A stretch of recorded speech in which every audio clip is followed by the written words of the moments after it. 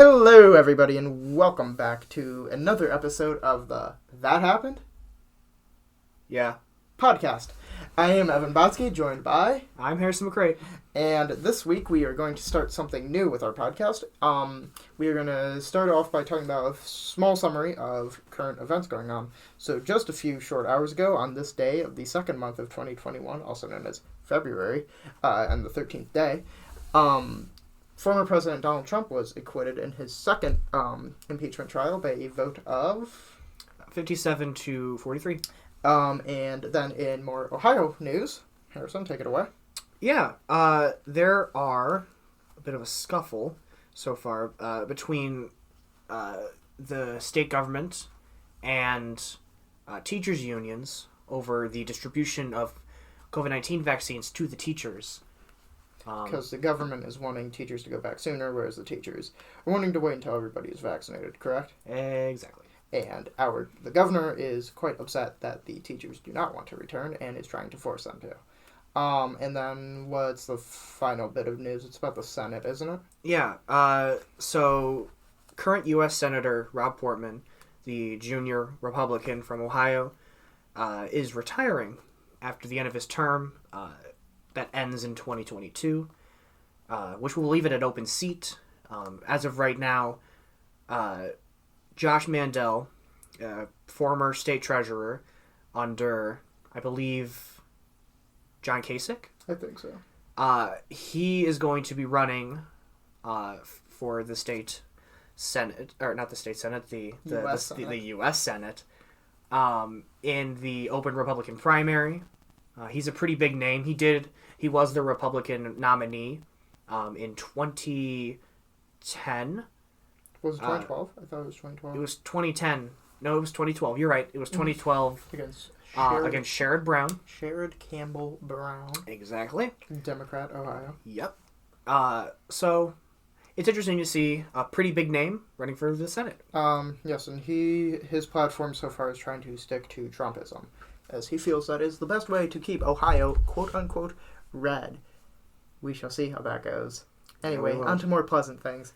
So this week we're going to be talking about Harriet Tubman, who is primarily known for her role as a conductor within the Underground Railroad. However, few people know more about her role as a badass in the American Civil War. That's one way of putting it. Well, I mean, it's not wrong. You're not. I completely agree. And more minor role in women's suffrage, but primarily it really needs to be talked about more about what she did in the Civil War. So do you want to kick us off with that? Do you want to start out with like a bang or something more minor? I actually wanted to talk about something interesting that happened in her early life. Okay, go ahead. Because I really do believe her situation where she got really hurt. Yes. Really early in her life. Okay. So the story, from what I understand, goes that she was going to a general store in order to pick something up to bring back to her plantation. Yes. And while she was there, there was an African American man who was trying to run away from being enslaved, right? And a catcher was sent to, retrieve him and bring him back, and the scuffle occurred in the general store that she was located in at that moment. And as the man was running outside to escape the catcher threw a piece of iron at him in order to, get him to stop. And instead of hitting him, it actually hit Harriet Tubman in the head, causing her what is believed to be a fracture in her skull. Right. And ever since then, she had... I don't believe it was frequent, but she had a lot of seizures. Very common seizures. And what she believed to be visions from God. Interesting. Telling her about, what to do and how to free people and stuff like that. Which, honestly, I think is extremely interesting because... Not only has she done all this badass stuff, but she also had, damage to her person. Not only was she... I guess a better word for that would be being disabled, but... Not only was she a very prominent woman a very prominent black person, but she was also a very prominent disabled person. Yes, and in early American history. Like we're going to get into some of the really interesting things that she did during her life. It's not even just interesting, just straight up badass type stuff she did. Yeah, no, completely unironically, she is one of the most interesting figures in American history. Yeah, I would agree, and I definitely think she is a real hot take here. Yeah, definitely deserves to be on American Money. I don't know why that's still a hot take. That was the joke. I know. I'm just of anyone who they're currently talking about to put on definitely any kind of money. Like, yeah, she's the one. Yeah, a real badass American.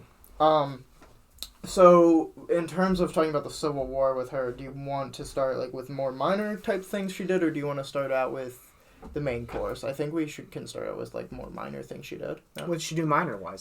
She was kind of like a cook, I think, and was she a nurse? Oh yeah, she was. She was a nurse. Mm-hmm. That was one of her early things. I remember. She was like a cook, a nurse, a spy type thing, which kind of is what comes in more later. Now the spy thing, I actually want to get into that one really quickly because I remember learning because she had this ability to hide in plain sight. Okay. The way it was described to me. What do you mean? So essentially, what she did was she told the higher ups "Hey, I'm gonna go in there and I'm gonna get intel for you, and I'm going to get I'm gonna organize people so that they revolt as well." Mm-hmm. So what she did was she hid in plain sight in the sense of she pretended to be an old woman and walk around. She dressed up as a man every once in a while. Really? It's seriously, hide in plain sight. No one's gonna look at her and be oh, she's definitely suspicious.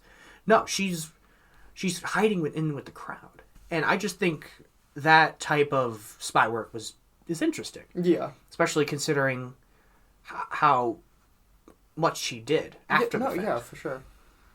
Yeah, so nurse, cook, spy, as you said. Right. A lot of interesting things. And so the major thing she did was what was the raid known as? It was the river that they were going down. That is what the raid is named after. Yeah. Combahee River. Yeah, Combahee River raid. Yeah. So it was her and General Montgomery, correct? Yeah, his name is not not General, Colonel. Oh, Colonel. Okay. Yeah. Get your ranking. Yeah, right. get my facts straight. Yeah. So her and him kind of. How many men did they assemble, or was it just them going in? I'm assuming they had men. They had men. I just don't have the number off the top of my head, but they had. I believe they had a sizable force. Because I thought it was a few hundred people they might have had. I know, basically the point of their mission was to go in and, to put it bluntly, fuck up some plantations. Yeah. They went in there and, I think the one specific plantation I read about, they freed 700 slaves. 750. 750, yeah. Right. And completely just met. Was that in total, or was that from one? Just so I can make sure I'm getting my facts right this time. So here's what it says. It says more than 750. Okay. It doesn't have an exact number. Right. But that was from the entire raid. Okay, so that was from the entire. Okay. Exactly. That would make more sense. And they went to a few different places from what I remember. Yeah. Along the river. But yeah, I remember they burned stuff down and all this. But here was the problem, and basically when they freed some of them, a lot of them didn't speak fluent English. They speak what was known as a Gullah, which is a mix between English and African languages, from what I read.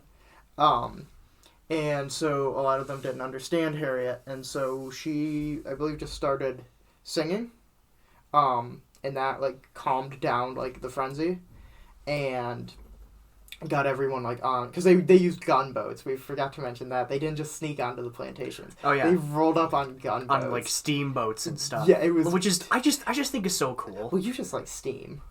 Yeah, of course I do. Steam's cool. But yeah, no, they rolled up on gunboats and loaded everyone up and burnt down these slavers' property. It's just, if that's not an American badass, I don't know what is at that point. There truly isn't, if that's not the case. If that's not, yeah. They loaded them up on the gunboats and got them the hell out of there, essentially. It is interesting to note, too, from what I understand, she was the first woman to organize like a military action like this during the Civil War. Yes, she was the first woman in American history to like lead a military like incursion. Not to mention the fact incursion. I like raid. to think that's the right word. Incursion, raid, it Probably all works. Probably incorrect, but we'll find out later. Hey, anyway, that's continuing on. Yeah. So what you were saying something else? What was it? I just think it's impressive. Oh, no, I really of course. do. I mean, yeah, that's incredible. What, like, just using her knowledge of the area and being able to rally people. Even when you're not speaking the same tongue. Yeah. Not to mention the fact, like, if you look up pictures of the event, she's always got a massive gun. Yeah. Which I really do hope is historically accurate, that she just walked around with a big gun. Yeah. Because, God, that's so cool, you know? Roosevelt said, speak softly, carry a big stick. Mm-hmm. Which sounds like her. Let that thing do the talking. Mm. She is so cool. Yeah, that is amazing. I'm sorry. Yeah, no, I mean... I know I sound like I'm just repeating myself, boy, but, like, oh no, my God. Yeah, that's incredible. Like, I'll be honest. And, like... Yeah. The unfortunate thing, though, is that, like, after the war ended, she petitioned the U.S. government, like, hey, can I get paid, like, a soldier? Yeah. Can I actually get money? You know, because I was a soldier, ? Mm-hmm. And they said, kindly go away. Mm-hmm. Because, you see, not because you're black, but because you are a woman, we cannot pay you. Yeah. I remember reading that her second husband, because he was a veteran of the Civil War, he was getting paid. Yes, and so she married him, right, and then received a pension. Because she received a pension after he died. Yes, that's what I meant. Yeah. Yeah. So really, another part of that American time frame where people are treated shittily. It's really bad because, like, especially when they're doing something incredible for your country. Like, we're sitting here today and we're saying, like, this was an objectively awesome human being. Yeah. Like, just 100%. Yeah. And they just never recognized her because, just because of, like, who she was. I always find the title they gave her interesting as well. What was that? Moses. Oh, right, yeah. I just think that's a cool name. Yeah, that's... Because it's exactly what she was doing. Yeah. I mean, if you're familiar with the Bible story, of course. And how she led people to freedom. Yeah. That's a really cool name. Yeah. She's really cool. Yeah, I mean, that's a really sick, like, title. I mean, you earned that shit. Yeah. I mean, but then, so she married, homeboy, her husband, and got payment through him. What was his name? Because I think... his name is something that I don't remember. Hold on, because I saw... But, like... What? Quick tangent. Yes, go ahead. I have massive respect for people who are genuine public servants. Yes. Like, people who, throughout their entire life, just care about people. Mm-hmm. And if there's anyone who's that, it's her. I mean, she was able to lay down her life for... Well, maybe not lay down her life, but, like, put her life on the line. Yes, you know, definitely. To help so many people. I forgot what her like count is for how many people she was able to rescue through the Underground Railroad. Her husband's name was Nelson Davis. Nelson Davis, thank you. And even in her later life, like post Civil War, how she had this home with Mr. Davis, you know, and had if I remember correctly, she opened that house as like to anyone, like come inside. I'm a nurse. I can help out. Also, yeah. Sorry to interrupt you, but I was checking some of my info, and you are wrong, and I was right. It was General James Montgomery. Really? It was not Colonel. It said it was Colonel. In 1863, Tubman led an armed raid under the command of General James Montgomery against Confederates in South Carolina. That's interesting, because I have I have a colonel in here. Mine says it's a colonel. Who knows? But I will say this, because I feel like every U.S. soldier from the Civil War is from Ohio. Good old James was also from Ohio. Was he really? James Montgomery, Austinburg, Ohio. Huh. Why is everyone from Ohio, in the U.S. Civil War? I'll probably get corrected on this, but I believe Ohio was the biggest contributor to the Civil War effort. Interesting. That's why the NHL team, Columbus, this NHL team is called the Blue Jackets, because it is in commemoration of Ohio's contributions to the American Civil War. And as of recording time, the Blue Jackets just won their last game against Chicago. So. Thank you for that other piece of modern history. You're welcome. But yeah, no, that's Ohio is pretty big with the Civil War, so it's not really surprising to me. But yeah, so something else, a little note about the raid that she participated in. Yeah. So around 100 people that she helped free would go on to enlist in the Union Army. So not only was she So not only was she helping free individuals, she was helping the country's war effort directly. It is important. So they're still not going to pay her. Mm-hmm. It is important to note this actually happened, I believe, in the middle. It happened in 1863. Yeah. It happened in the middle of the war, so these people still had enough time to enlist. Yeah. So, and that's something. I think it's just incredible. There was something else I just read that I thought was worth bringing up. Let me load it back up. Yeah. Yeah, so, and the reason why... Okay, so... Hold on, sorry. Scanning. Yeah, so Scanning. Some of her information, too, going back to the Combahee River. Mm-hmm. So, basically, in that time... Yeah, I think I see where you get colonel from, because on my site it says she oversaw the expedition alongside a colonel who she trusted. Oh, okay. So I'm assuming he might have been a colonel at the time and then later became a general. Well, in that case, then yeah, he was a colonel at the time. Well, I don't know. We'll have to look into that more. It's fine. You're probably right. But honestly, it's fine. It doesn't really matter what station he held. He was there. He was. But yeah, so basically her information was assisted because basically she helped get them through mines laid by the Confederates, mm-hmm.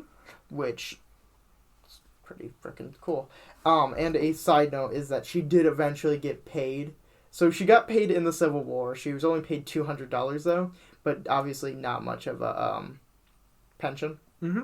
However, 2003, quote, it wasn't until 2003 after students told then New York Senator Hillary Clinton about Tubman's missing pension that Congress provided $11,750, the amount Tubman should have been given adjusted for inflation, to the Harriet Tubman home in Auburn, New York. So, wow. A decent ending. I mean, decent, but I feel like they could have given more. Maybe. Yeah. Interest's a thing. But it is... Interest, $3 billion. Yeah. No, I think it's cool, though. I think it's cool that at least something came of it, then. Again, $11,000 isn't that much, but Yeah. Honestly, it's something. Yeah, it's whatever. But, so moving on to women's suffrage, I couldn't find terribly much information about it. Well, from what I understand, she was much older at the time. Yes, she was. This was, around the time she's, about to die. Because, women's suffrage was really kicking up, because obviously women get the right to vote. She never got to vote, did she? No, she didn't. She died in 1913. Oh, it's just... Yeah, which is unfortunate. Then again, she lived a long life. What was she, 91? She was something like that, She was, I think, she was in her 90s. Which I think she was born 1820. Wow. Yeah. That's unheard of, Yeah. Man. Yeah, this one site that I... Honestly impressive. That is a very impressive life to lead. Especially considering all the things she did. And she was able to live all the way to 91. which is especially for that time. Yeah, I mean, like, that was a very, I don't know, be kind to the past. Maybe a lot more of a dangerous time in the medical profession, if that makes sense. Mm-hmm. Like, yeah. I mean... Oh, and also there's another thing, too, is that, like, she was invited to give, like, a whole bunch of speeches and stuff, and, like, was able to do all this, like, interesting things all while being, like, illiterate, too. Yeah. So it's, like, she had the damage that you were talking about from her early life, couldn't read and whatnot, and is still out here, like, giving speeches later on and, like, doing all this other... I'd say as if, like, you have to read to be able to speak, but, like, you get what I'm saying.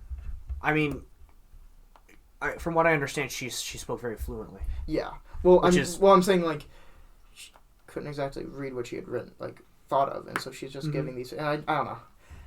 I'm trying not to sound like a dumbass, but, like, you get what I'm going for. It's just very incredible. She had all these, like, struggles in front of her and still manages to do incredible things. I just found it because I just think the story is absolutely interesting. Mm-hmm. So during her lifetime, you know, the American government and the American people really didn't recognize her for the absolute awesome human being that she was, but the British did, which I find fascinating. Okay, tell me about that. Queen Victoria. Mm-hmm. You know, the namesake of the Victorian era. Yes. You know, she requested that Harriet Tubman be brought to, I don't remember what kind of celebration it was, but from what I remember, it was a birthday celebration for Queen Victoria. Right. But it was a celebration of some kind.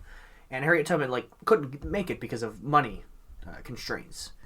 So what ended up happening was Queen Victoria sent her a very nice shawl. Really? As a gift. Which I think is just really cool. Yeah, that's neat. Like, if you look up, like Harriet Tubman and Queen Victoria, you'll find the story about the shawl and how, you know, it was one of her treasured items, you know? Yeah. I mean, so it took a British queen to recognize that Harriet Tubman was a cool person. Cool. And like, the Americans come on. still did not care. So I did, sorry to kind of switch gears a bit, so I did find a bit about women's suffrage. So she, let's see, so first thing is she, from loc.gov, Library of Congress. Thank you, Library of Congress. Yes.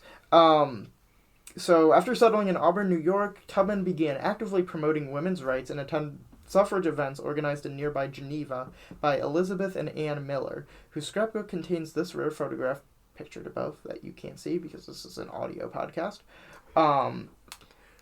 taken in 1911. In order to provide her a more stable income, Tubman's friends assisted in financing the writing of her biography by local author and teacher Sarah Hopkins Bradford.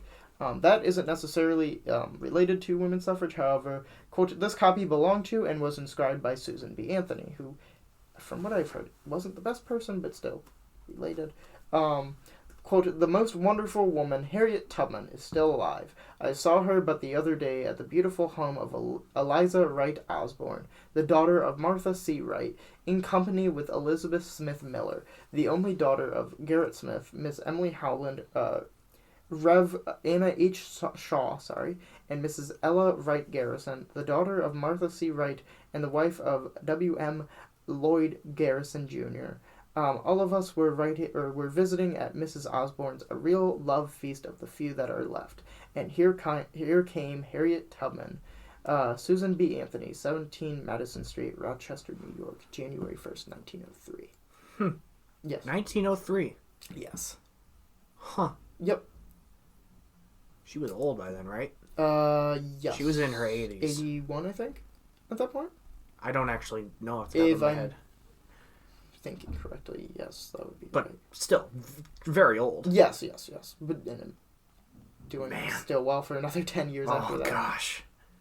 I mean, I just think it's, I know I'm gushing, but like I think it's just super cool that she was just always thinking about the people. Yeah. I mean, her home's helping out people, being a nurse for anyone who came in. Just a really nice public servant. Yeah, so then the other thing that happened, so she was obviously particularly interested in the rights of African American women. Yeah. In 1896, which HarrietTubman.org, I'm quoting from here, quote, in 1896, when she was already frail, she was invited as a guest speaker at the first meeting of the National Association of Colored Women. Despite being illiterate, Tubman's speeches were popular and always left people wanting more. And that's kind of it on that article there. But, yeah, really interesting. Honestly, woman.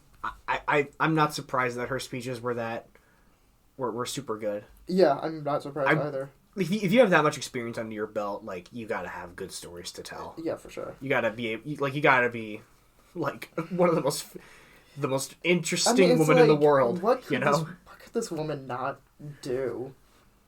I mean, I'll say this much.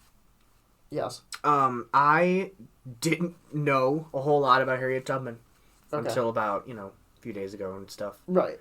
And now that I know, I'm just... in awe? Yeah, I am. I mean, I know it sounds like I'm, like, putting on a show and whatever, but, like, seriously. No, like, yeah, she was... like, what? Really cool. Yeah. People are like, put her on the 20, and I'm like, yeah, that sounds nice. But now people are like, put her on the 20, and I'm like, yes. Why wasn't she there before? Yeah, I mean, like... genuinely cool. Yeah, like, we do need more, like, actual, like, American heroes represented in our culture. Yeah. Especially our money. I mean, because, like, I know the Canadians are working on putting, like, more cultural figures on their money. Mm-hmm. I think it's very good that we start doing the same, like, with Harriet Tubman, because I think she's definitely someone who is more than deserving of such recognition. Yeah. Especially over fucking Andrew Jackson. Andrew Jackson. Talk about conflicting figures right there. Seriously. Like, Andrew Jackson is a... figure, certainly. But that is... a bit of a human being, you know? That's the words for it. That's certainly a story for another time, however. Yeah, that's... So, with that being said, is there anything else we want to add on about the great Harriet Tubman? I mean, I talked about what I wanted to talk about. Yeah, I think I got through what I wanted to talk about, too. So, TLDR, too long didn't listen? TLDL? TLDL? Yeah. Sure, that sounds At fine. the end, of course, of the podcast. Yeah, Harriet Tubman, American Badass. So, anyway, thank you for joining us this episode of That Happened. Yeah. And we thank you for listening. And have a great rest of your life until we see you again. So long.